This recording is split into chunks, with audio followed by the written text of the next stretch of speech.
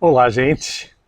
Hoje a gente vai terminar de olhar o Provérbios 3, né? Parece incrível, mas eu acho que são mais de 20 semanas de estudo sobre Provérbios capítulo 3.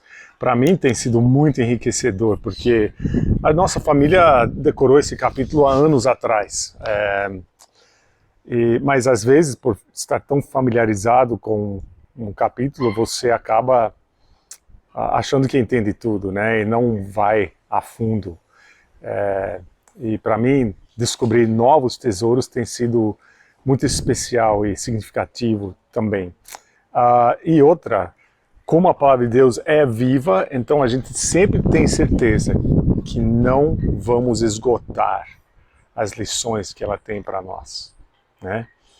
E em nossas vidas, dependendo daquilo que estamos passando, num certo momento, algo específico vai pular que passava batido, né? Então isso é muito legal. E esses são os últimos 3 versículos. Aliás, eu sei que vai talvez ser um pouco rápido.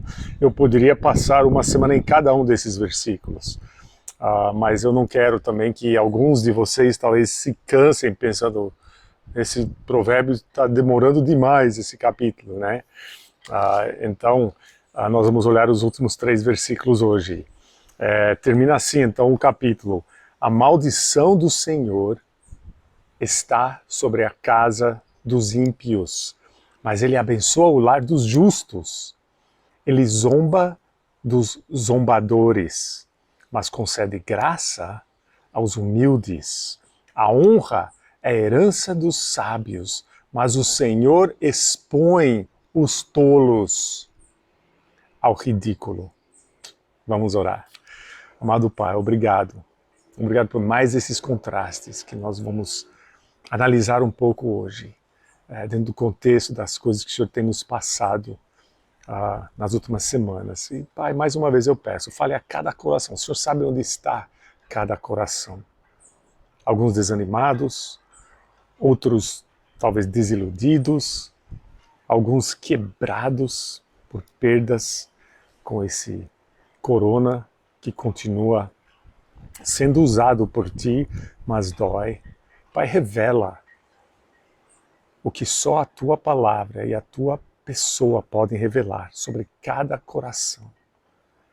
E encoraja, fortalece, desafia, corrija, transforme, exorte, faça o que precisar em cada coração, Pai. Porque eu tenho certeza que os que estão ouvindo têm esse desejo. E eu também. Obrigado pelo privilégio que eu tenho de ser a Tua voz agora, explicando a Tua palavra, em nome de Jesus. Amém. Então, lembre-se que os versos 27 em diante nos dão princípios básicos sobre como a gente deve proceder ou agir ou tratar as outras pessoas e também a Deus, né? Demonstrarmos honra, integridade, confiabilidade, paz e até contentamento com as nossas vidas aos outros, né? E aquele alto contraste que eu mencionei algumas semanas atrás, né? Vai ser notado por eles, gente. Vai ser notado. Você não precisa se esforçar para ser notado, só viver quem você é por escolher adquirir sabedoria bíblica.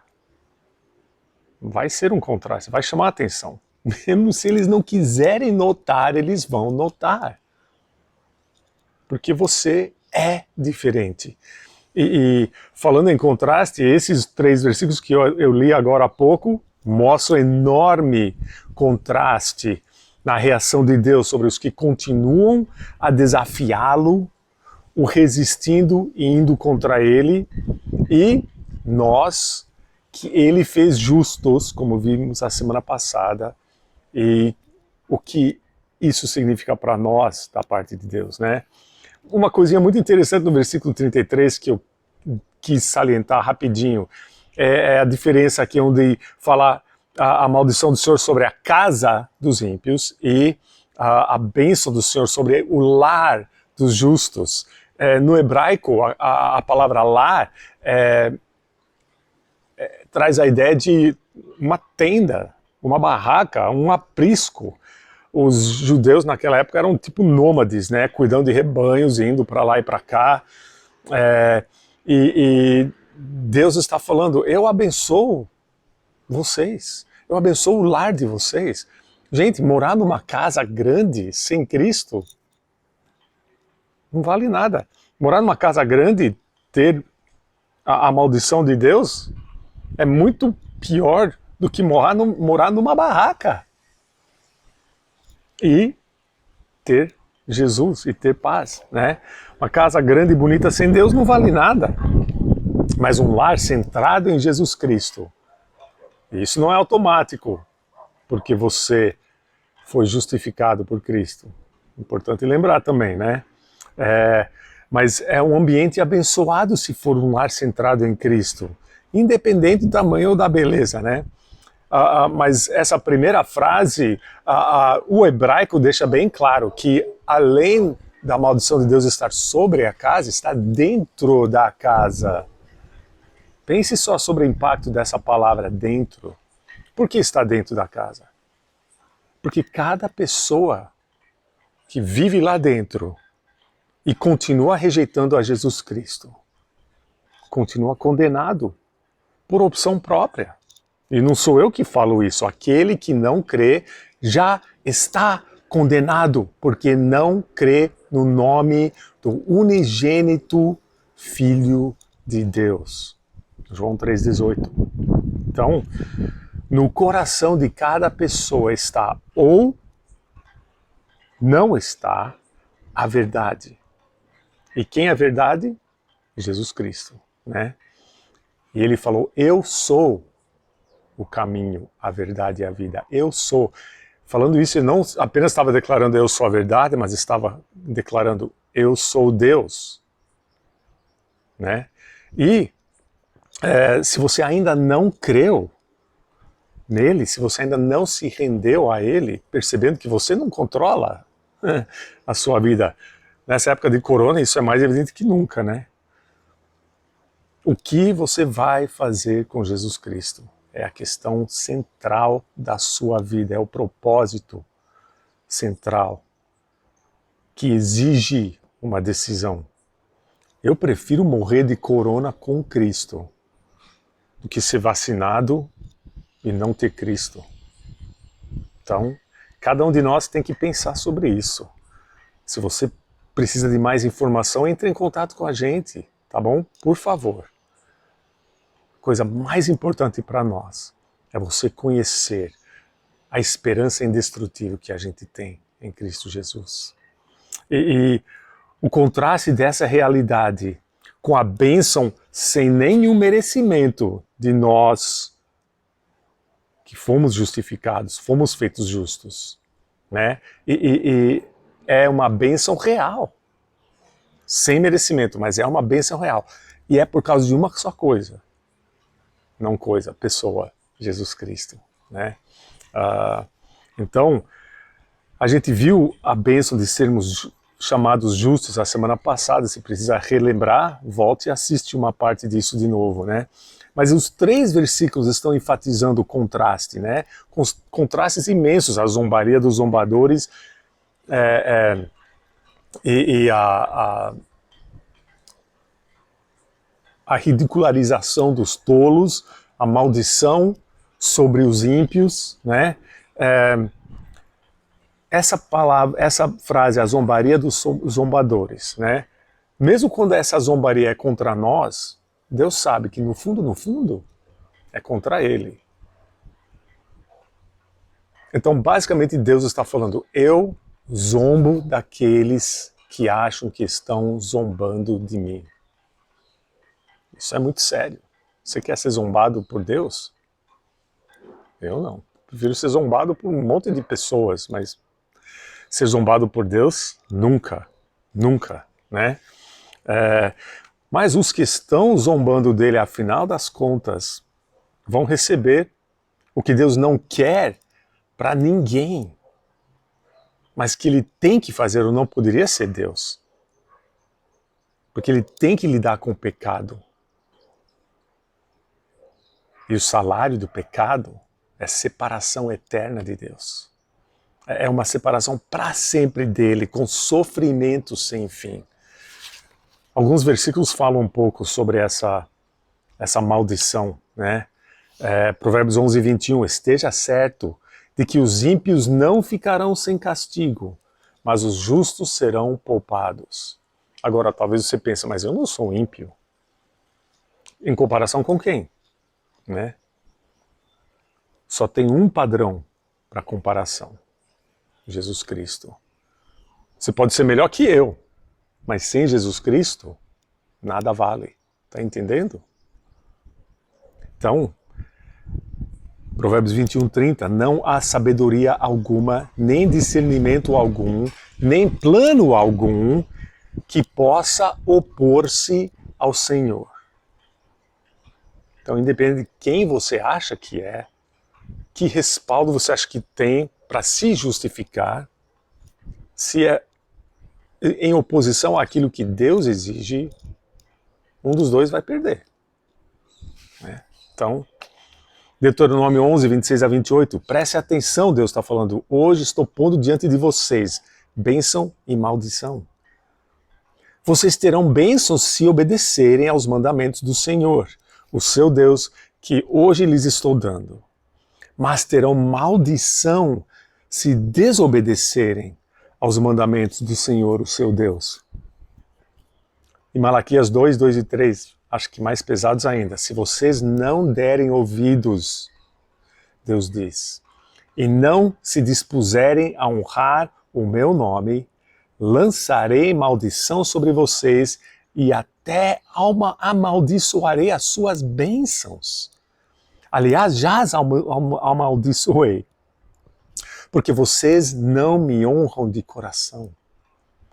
Por causa de vocês, destruirei a sua descendência. Esfregarei na cara de vocês os excrementos dos animais que vocês estão oferecendo para mim em sacrifício. E em suas festas os lançarei fora. Não estavam levando a sério. Estavam achando que podiam louvar a Deus de qualquer jeito. Eles decidindo o que era correto ou não, em vez de obedecer o que Deus já tinha ordenado. Eles decidiram que eles seriam Deus. Né? Não sejamos assim. Isso é ser ímpio, é ser zombador, é ser tolo. E essa palavra tolo não significa alguém que não tem capacidade. É alguém que de propósito recusa os padrões de Deus, achando que sabe melhor. Ele reprime a verdade que ele sabe que tem em prol do que ele quer. Está entendendo? Então alguém que faz a decisão de ignorar a Deus e desprezar os ensinamentos dele. Então é muito sério isso. E é interessante, o versículo 34, Deus não quer que a gente esqueça, porque ele menciona 2 vezes no Novo Testamento. E como a gente tem falado, né? Se Deus repete, opa, mais importante ainda, né? Tiago 4,6 diz, mas ele nos concede graça maior. Por isso diz a Escritura, Deus se opõe aos orgulhosos, mas concede graça aos humildes. Interessante que muda um pouquinho, né? Em vez de zomba dos zombadores, se opõe aos orgulhosos. E 1 Pedro 5,5, mesma coisa. Sejam todos humildes uns para com os outros, porque Deus se opõe aos orgulhosos, mas concede graça aos humildes. A graça de Deus e a sua e a minha humildade genuína são inseparáveis. Sem o segundo, a gente não vai receber o primeiro. Né? E Deus termina esse capítulo afirmando 2 coisas. Tá? Primeiro, que a busca da sabedoria resultará em reconhecimento e até prestígio, pois é isso que significa a palavra honra, né? E a gente passou várias semanas aprendendo sobre a sabedoria nesse capítulo. Então nunca desista de buscar cada vez mais a sabedoria bíblica, né? A honra é a herança dos sábios, tá? Mas a segunda parte do versículo também, né? o Senhor expõe os tolos ao ridículo. Então, segundo, Deus nos passa, né, mais um contraste. Ele mesmo vai revelar o resultado de todos que optaram por ignorar a sabedoria bíblica, porque a sabedoria aceitável a Deus é a única que realmente nos resgata desse mundo, se encontra na Bíblia, né? Mas os tolos vão carregar consigo a vergonha. É isso que significa a frase: Deus expõe os tolos ao ridículo. São ridicularizados, são expostos. Todo mundo vê quem eles realmente são, ao final das contas.